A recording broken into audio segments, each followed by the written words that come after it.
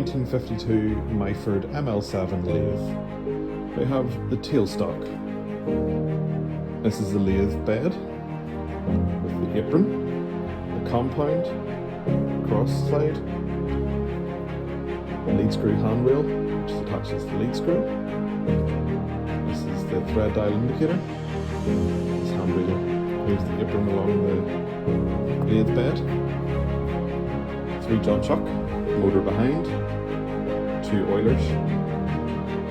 This comes up to the counter shaft and down onto the spindle, and your gear set is in behind.